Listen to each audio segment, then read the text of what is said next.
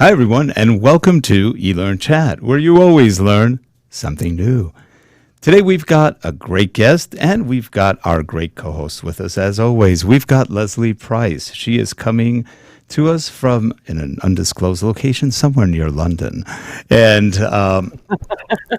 she's with www.learnappeal.com. LearnAppeal is a great charity. They do incredible work for people who can't easily help themselves to get educated, to get skills, and to help their own communities out around the world. A great project. And today we have Harold Muliati. He is running the video switcher and the mixer. Our guest today, Peter Baker, he's coming to us from Manchester in England, and he's got an incredible career in broadcasting, voiceover, you name it. It's a long sheet to read it all, but it's a wonderful career and a great guy. Here we go.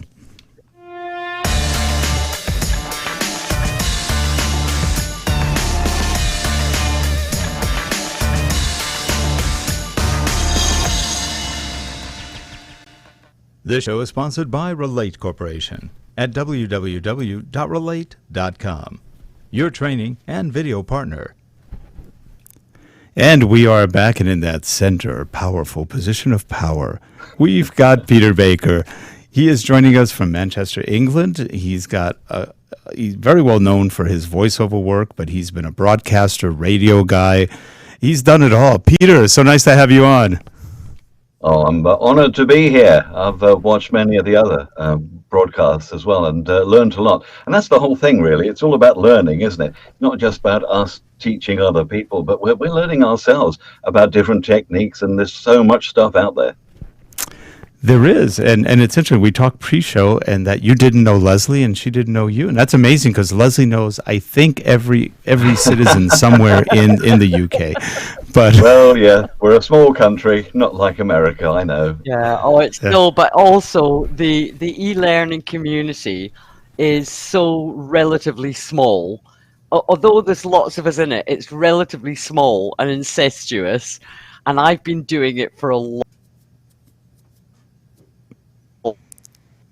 Oh, you're cutting out.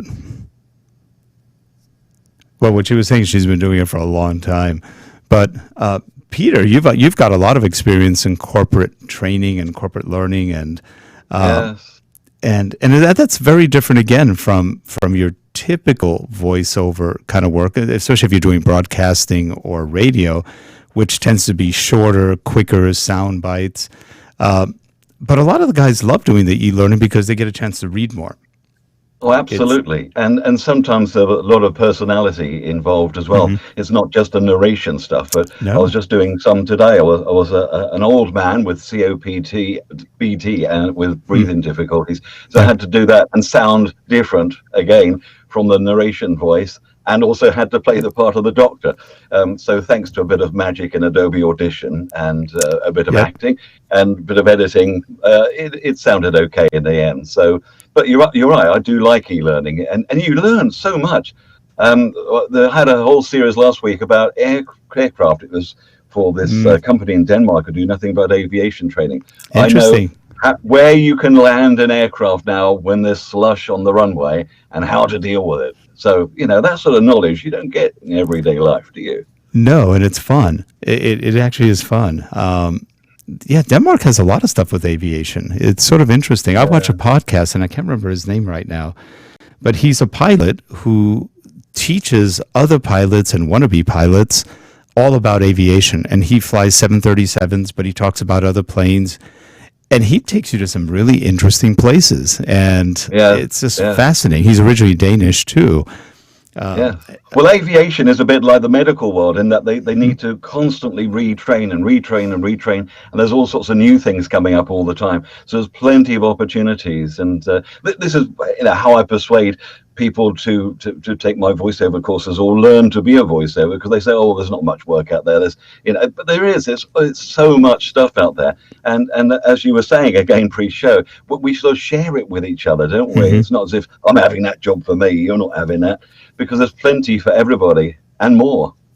Yeah, and most of the there you are. You're back. You put on that you put on that accent there, Peter, because when I was a little girl, I was born in Glasgow, and Glasgow, has a very distinct dialect. And when we moved to Edinburgh, my mother decided that I didn't speak posh enough. So she sent me to elocution lessons. So I've ended up with a Scottish accent, but you couldn't actually tell exactly which part of Scotland I'm from until and is that an I put on advantage? the wee Glasgow brogue, and then I can talk like a Kiwi, eh? You sound like you're from Burnistoun now.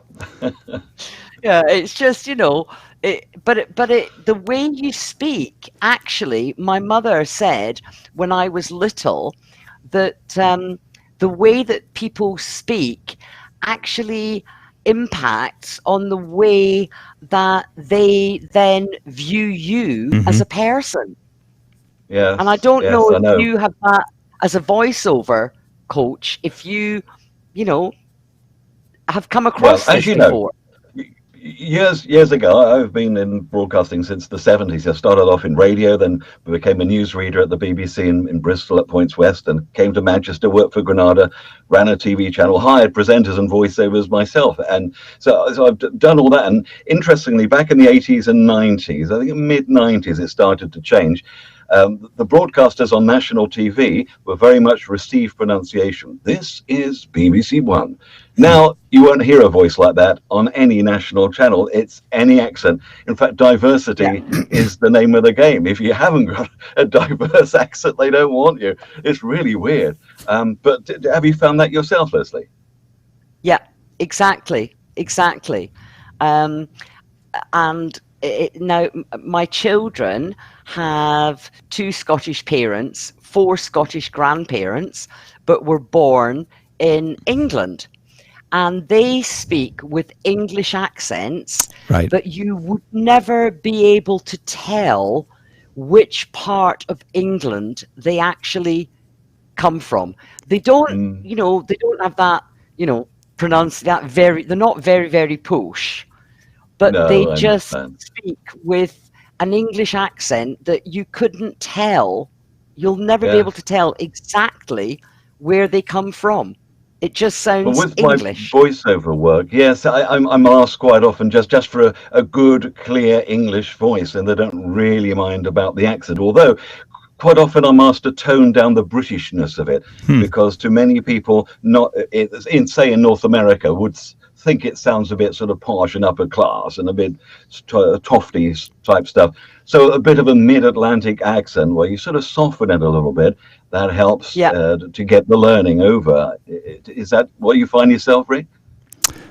Yeah, kind of a mid-Atlantic. Nobody knows exactly where you're from or where and I grew up listening to Charo and Ricardo Montalban. My mom and dad had real big accents.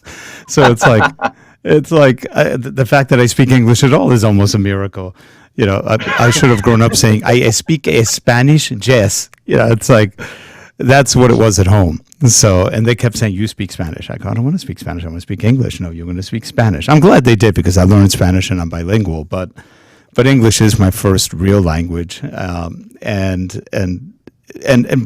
love the British accent. When we were in London, it was like, I'm home. This is great. I love it, the way people sound. And even when I was in Argentina, I taught for 1 year. When I first got down there in 1977, I went back for 3 years. I started teaching at Berlitz, and I was teaching English at Berlitz, and I was the quote-unquote American native speaker. So they wanted the native speakers because many of these were executives who were traveling to the U.S. Yeah. And a lot of them had taken training in English from English speakers, and they could not figure out American speakers. It was too fast. So I did accent reduction with them. I kind of worked with how they listened to the voice, and it was a lot of fun. And I wasn't a trainer by nature. I got put into that situation. I went, okay, I'll try it. It sounds fun. Language school scripts are quite fun to do, aren't they? And they are. You have to really work the mouth to get the enunciation correctly, and quite often the phrases are nonsense phrases, but they help people learn the language, don't they? Well, they do. And like Leslie always said, she went to elocution school. And I said, I went to electrocution school, I think, at home. So very different. Oh, when I was doing the courses, it was the teeth, the lips, the tip of the tongue, the teeth, the lips, the tip of the tongue. And that was just, normal. But funnily enough, I've got family who live on Long Island. And when they, going back to the, not the grandparents that are there now, but like the great grandparents, even though they both came from Scotland, they ended up speaking more like New Yorkers than you would ever imagine a New Yorker to speak. Well, it depends where you're from in New York, though, because they could be going around going, "Hey, Adrian." It's... Yeah, they started off in the Bronx, then they moved up to Brooklyn. And then they went to Queens. So, that's where I grew up. Way up. Yeah, now Queens doesn't have much of an accent. It's pretty it's pretty kind of bland. Then you've got Brooklyn, which has the 13. I went to 13 different schools when I was growing up. Yeah, that's a very Brooklyn kind of sound. Bronx is not too bad. Bronx was worse. Yeah, during the 1920s, the Bronx accent was even stronger. Oh, I believe it. Yeah. And then you had people who came from Europe. That was the big immigration also in the early 1900s. A lot of the Irish, Scottish, Brits. And so they hadn't quite acclimated to a specific New York accent. So the New York accent is kind of a mix of really a lot of European accents. And then it turned out however it turned out. And you had the Italians who went over and their accent, the Sicilians. It just became an interesting blend of accents. And, not necessarily good English, but it was definitely colorful. I think as time goes on, people will be able to understand it more, don't you? Yeah. How do you do the crossovers then, Peter? How do you do all the crossovers? Different crossovers between all the different all different accents? And only that, but the different dialects that there are. Yes, I know. Well, to be honest, I'm not an expert at accents. I can't go through the country. There are some people, you've probably seen the YouTube ads, where people can go around a country and do all the accents fantastically. There's a woman who can do the UK brilliantly. I mean, but for myself, the lion's share of my work is generally either in a received pronunciation or a mid-Atlantic or various character voices. I mean, at the moment, this time of the year, I'm doing loads of Halloween things, Halloween voices like that. And I've done my first Santa, ho, ho, ho, happy Christmas, everybody, oh, yes, and all that. Well, we've been talking with Peter Baker. He's a very well-known broadcaster, voiceover artist. He trains, very good guy. He gives some great advice on his podcast of how to become a better voiceover talent. And he really does an exemplary job. I'd say he's one of the best trainers in the industry. Is that his website or his YouTube? YouTube, yep. What is it? Master Voiceover Masterclass. And you should be able to take a look at. He's very generous in the amount of videos he puts out for free. He also has a paid class that's probably worth every penny and more of what he's doing. It's a great training class. Boom. And we're back. We had a problem with the internet. We're going to join. By the time you see this, we'll have both the beginning and the ending part of the show stitched together, so you won't know. Unless you were watching live and got disconnected. We never lost the live, so we kept going for another 5 minutes, talking a little bit more about voiceover. And then we had to restart vMix in order to get going again. So we're back. Everybody seems to have the mics and sound and video back. So I was just going to ask you, Peter, about voiceover. How did you wind up, because you had a broadcast career, how'd you wind up getting into the voiceover side of it? But because my very first job was at Picadilly Radio in Manchester, which was the first independent radio station outside London, and it was really exciting, and it had an enormous penetration in the whole area. It was very exciting. I was very lucky to be in at the start of it. And as well as doing one show a day, I started off doing the nighttime, then ended up doing a rock show, and then the breakfast show. I just wanted to do more stuff. And so there was a guy called Steve England, the legendary Steve England from the Radio England. I think that's how he named himself. It's not his real name. But he ran the commercial production. So I helped him there. He taught me everything that I knew then about tape machines and microphones. And we had all the voice artists coming in. So I was learning from them all the time and putting commercials together. And then I was asked to do some voiceovers when I had a younger voice to fill in when I had to. And so that's when I started, really. And I thought, well, this is good fun, isn't it? And it was great fun. And I can't believe you tell young people these days we had levers-rich tape machines where you cut up the tape with a razor blade and you stick it together. We didn't have any of the computers and tricks or obviously the internet.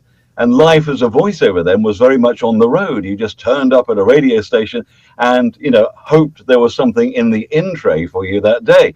And it may not have been worth your while. And so you couldn't afford a hotel that night and you had to sleep in your car. So it was, honestly, it was a very, very different life. So that's when I started back in the 70s. And then I continued. I became a newsreader at the BBC in Bristol, doing all the West Country regional news, the opt-outs from the network. And I worked in the newsroom as well. I just liked to keep busy and did features. I did a What's On program and continued doing voiceovers from my little studio I had in my house there. Moved back to Manchester and worked at Granada TV as a presenter and again doing voiceovers for many things. And when they gave me one of these little satellite channels to run called the Men and Motors channel, all about motoring. So I went to the Detroit show every year, and we went to the Frankfurt show in Paris or whatever, all the car launches. It was really good fun. And I, to save money, did most of the voiceovers on those as well, and then handed them out to the other presenters like Richard Hammond and Ginny Buckley and whatever. And so it was really interesting that I learned from them and they learned from me. It was a very, very synergistic time, if that's the correct word. And you've taken it one step further. It was also a very different world, wasn't it, Peter? Because commercial radio. I remember as a teenager, lying in bed at night, under the blankets, listening to Radio Luxembourg, because Radio Luxembourg. Yes, because radio, there was no such thing as 24-hour radio when I was growing up, except if you went on to Radio Luxembourg. And then, obviously that was after all the pirate radio stations. But on Radio Luxembourg, you got adverts and everything on the radio. And you never, before that, all we ever had in the UK was the BBC. The home service from London. You're absolutely right. And so it was unusual. And so we were learning at Picadilly Radio in Manchester in the 70s. We were learning. And so we had various trips. I remember in my first week at Picadilly Radio, I was asked, Pete, do you want to go to a radio conference in New York? And I said, well, let's see, I don't know what I'm doing. Yes, of course I do. And so it was fantastic. And so we had a whole week in New York with all these radio people. And I ended up being interviewed on, various talk stations and things like that, as some unique person from this weird country called England, who was starting a commercial radio station. We had no idea how to make radio commercials. And some people will say we still don't. But it was a new language and you had to learn the rules of how to get stuff over. There were many people making mistakes then, like clients wanting their phone number sung. It was bad enough speaking it, but to sing a phone number, please, no. And trying to get too many words in, like the small print, doesn't work. Yeah. Less is more.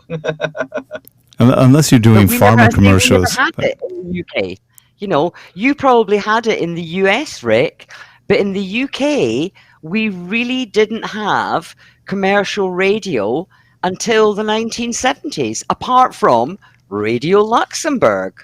We had commercial radio in the 60s, I remember.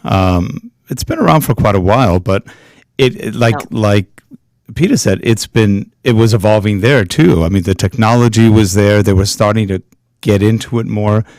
And you know what's funny? If you really look at the microphone technology, hasn't changed a lot in all those years. The best mics today are still the ones from the 60s and 70s. And people are still buying them. There's some newer mics, but they're based on the older mics, and there aren't that much differences with them.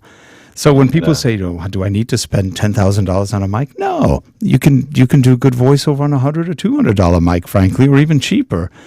But it doesn't hurt to have a better mic, things like that. By the way, when we were off the air, we were talking about your class and why I said in your website you put out a great amount of free materials, but take the class. On YouTube channel as well. Yeah, and I was also advising people to take the class because that's very kind of you. Thank you. Oh no, it's our pleasure. And a lot of people in the e-learning world are forced into doing voiceover, and they're not voiceover talents. They don't know how to read for voiceover. They don't know how to do a character or how to do anything. They don't understand inflection or anything else. They're just stuck. They're stuck with, we want you to do this. Sorry. Yeah, I know what you mean. No, I completely agree with that. Completely agree, Peter. Yeah. And I don't know if you've got a comment to make on this. When I do video stuff for Learn Appeal, the charity I work for, when I go and do it, when I do the video, the guys who are doing the sound and doing the video say, how did you learn intonation? How did you learn inflection in your voice? And I'm thinking, I don't know. So maybe people could take your class, Peter. Maybe, but we all learn from other people, and there was a big hole in the market when I became a full-time voiceover, which is about 15 years ago, and I'm 17 now. I wanted to do it properly. I set up a proper studio at home and also at the business park down the road, and I bought some voiceover books, and I thought, well, this isn't the right medium. Books, there's two types of voiceover books. If you've ever tried to buy a book, one is basically people saying, oh, I met this agent and I got a job here, and life story. I'm not really interested in that. It doesn't teach me about how to be a voiceover. And the other one is all about elocution, basically, and acting training, which is sort of useful, but to have it written down isn't the right medium. So video is perfect for this because you can see the shape of the mouth, you can obviously hear the person speaking, and so that worked really well. And then some years ago, I met up with a guy called Mark Laxton, who's a marketing person, internet marketing guy, and the two of us together put our heads together, and Mark said, you're a great voiceover, you need to train this stuff. And I was thinking, well, I'm not sure how to do it. So the two of us have got together. That's why on Udemy.com, where you can see that Voiceover Masterclass, it's Mark's channel, basically, and he's an excellent guy. MarkLaxton.com if you want to find out more about him. But he does all the marketing, and he sticks it up there and puts all the keywords in, all the clever stuff that I don't understand, and I make the content. And I think you can't do absolutely everything in life. You can't be a jack of all trades. And so if you find you have a weakness in your life, then find somebody else you can do a partnership with or something like that, or obviously outsource it. Now, Peter, how much does the Voiceover Masterclass cost?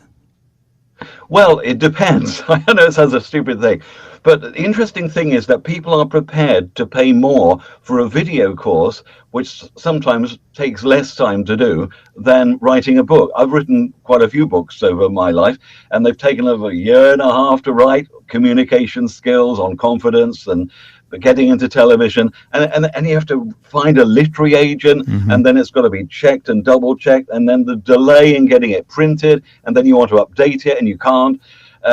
So it just takes a long time. But those books come out for about £10, say, UK pounds. But the course, depending what offers are on at the time and what offers you get from going through Voiceover Masterclass, is about £20 or £30. So, but people are prepared to pay double for a video course, simply because it's much more useful. I'm going to interrupt you on that because we were talking about that when we got cut off, and I said, your course, because I saw the price before, and I was going, that's really inexpensive for what you're offering, and my comment was, it's worth every penny. Every penny of that. That's very kind of you. It's not expensive at all. If you really want to invest in your voice and in your career, because you could make a career out of this, Or if nothing else, make yourself look better and sound better within the company you work at. You're investing almost nothing in yourself. And it's a very reasonably priced course from an expert who really knows what he's talking about, not just somebody who goes, hey, my mom said I had a really good voice, so I'm a voiceover talent now. No, it's not that easy. You really have to know what you're doing. So take the class. Go do it. I think you won't regret it one bit. Yeah.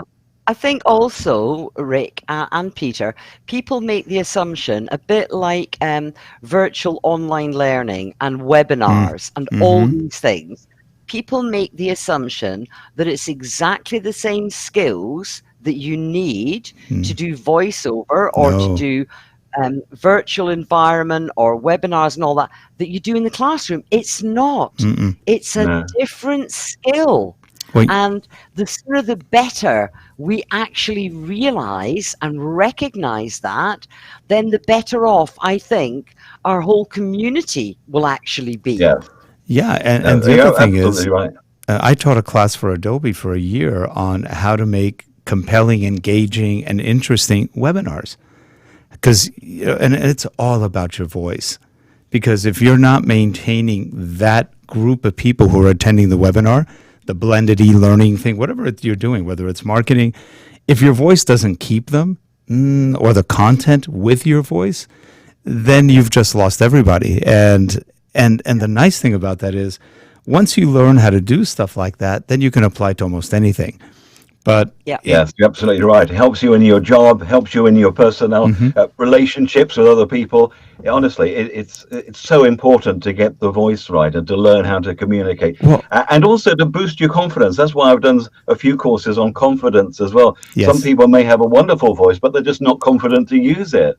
Look, you even talked about grooming, and again, that's how you feel about yourself when you're doing something. Can't do that or anymore. When you show up somewhere, because a lot of times VO people show up live at a studio and they've got to be professional. And no matter how, yes, it's your voice, but if you show up looking like a total slob, they might kind of go, this guy's really going to do the work for this. Yeah. Well, you're right. And I turn up in a suit, funny enough. And when I do award ceremony stuff live, because quite often you can't pre-record award ceremony voiceovers because lots of things happen on the night. So you've got to be physically there. So I just turn up in a suit as if I was appearing on stage. No one actually sees me in the audience, but it just makes you feel good. You're right. And and you know what? If you feel good, you're going to sound even better. That's absolutely right. Yeah, there's that mental thing that clicks, and it's like, I look but I know good, what you were talking how Leslie was talking about how you've got to learn all these things for different media, because, for example, on a webcast, like, for example, we're doing there, little tip, many people don't realize they're looking at their laptop, they're looking at this screen. I'm looking at my screen now, and it looks like I'm not looking at you because I'm not looking at the flipping camera. So I'm now looking at the camera. Isn't that much better? So handy tip, find out where your camera is and just keep looking at that. And you just come over much more personable. Yeah. And by the way, sometimes people ask, why do you bring voiceover people to eLearnChat? Well, there's a real good reason. Voice is heavily used in training, and you want good people to do your courses. So Peter does, here's my plug for Peter. And by the way, we get nothing for this. This is to help Peter out. He doesn't need help. But you know what? If you need a good voiceover talent, somebody who can help, and you put that nice classy English sound into it to boot. He does a lot of e-learning. He does a lot of training. He does marketing. He does a lot of different voiceover type stuff. So feel free to contact him. We'll have his contact info on his website below in the show notes. Feel free to contact him, and I'm sure you won't regret it one bit. Yeah, there's an awful lot of work out there for voiceovers. There really is. Let me just tell you what I've just done today then. I mentioned before I did a haunted house for somewhere in South Carolina, I think. Euro car parts, some training for them. Basically, they have car parts that go around the UK. I did some radio ads for Australia down the line for Xero, Xero. Bizarrely, I don't do them for the UK, but the Australians love me for Xero, and it's a New Zealand company. So anyway, did some award ceremony stuff. Words for an app that was a training app. was a reversing lorry this morning. Can you believe that? This lorry is reversing. This lorry is reversing. So there's so much stuff out there. There's an image for, I was a warrior. I was a Viking warrior as well. So, pick up your swords and fight. So, there's so much stuff out there. You don't realize as you go through life, the places where voices are used all the time. And, there is work there, and it's fun. It really is exciting stuff. And you learn to act as you go along, even if you've got no formal acting training. You just do it because quite often they're how you would speak in the street. Well, Peter, takes me back to my youth, Peter, when I used to listen to all the programs that were on radio, all not just the children's programs, but all the plays. And I'm now the BBC in the UK actually have an awful lot of them on iPlayer, and I'm now listening to loads of stuff that goes back however many years, and really, you're right. It's the actors there. It's different from seeing the program on the television to hearing it then on radio. It's because you've not got the sign, you've not got the pictures behind them. It's all in their voices, and that's the theatre of the mind, dear boy. The theatre of the mind. Yes, or Dad's Army,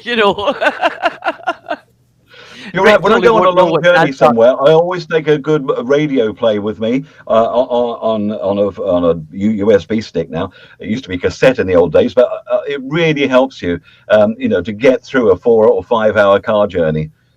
My daughter went to Glasgow University, so we're always going up to Glasgow University. And a good radio play just helped that journey become very short and very enjoyable. It is amazing. I take usually like either a Kindle or just my phone, and I have Audible on it. I can listen to books, or I can just download podcasts, and that makes a 10, 11-hour flight go pretty quickly. It's rather amazing. A 3-hour podcast can really keep you going, or a book. I've listened to many books on flights and just love it. And of course, when you have a good voice on the book, it's even better. Sometimes I'll do the text-to-speech on Kindle. Not that good. But when you get the Audible books, they sound wonderful. And yes, I've done quite a few audio books. Have you? Both factual ones and fiction ones.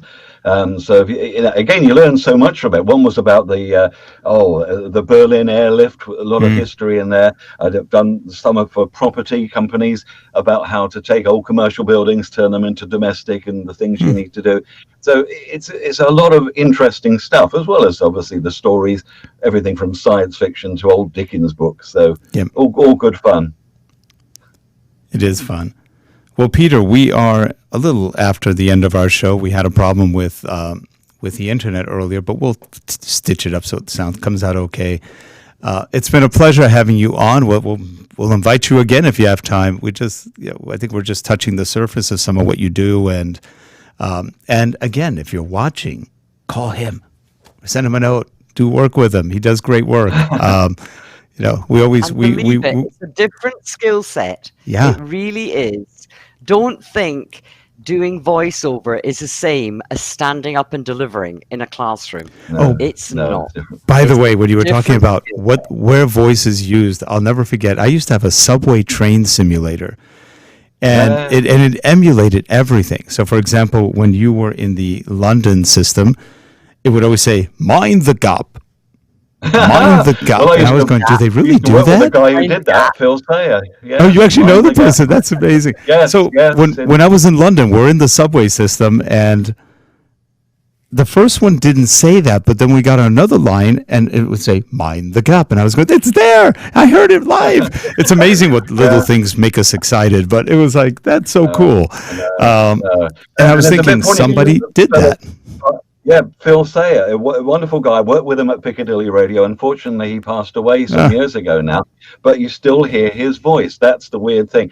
And the very strange thing, because not just Mind the Gap, but Phil also did all of the, or many of the British Rail stations, the automated stations. And I was at Southampton Parkway station, hearing his voice coming out of a loudspeaker, and I had a phone call to say that Phil had died, and it was just so sad and poignant. Yeah. I'm just hearing his voice, and you're just telling me about what, But it kind of shows that you kind of live on forever as a voiceover. You do. You never know where your voice is going to end up, and it will people be there for remember a the long voices. time. They do. People really do remember the voices.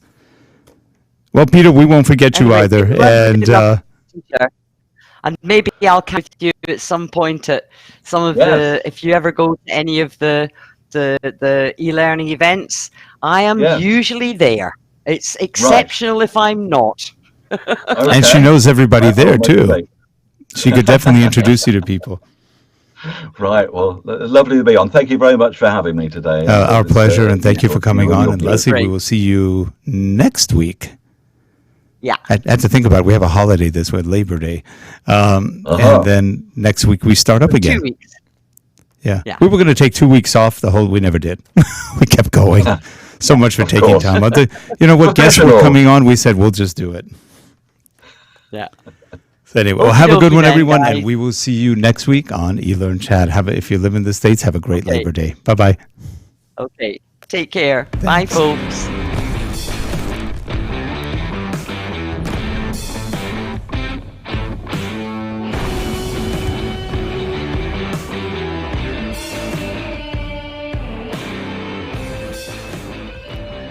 Visit us, www.relate.com.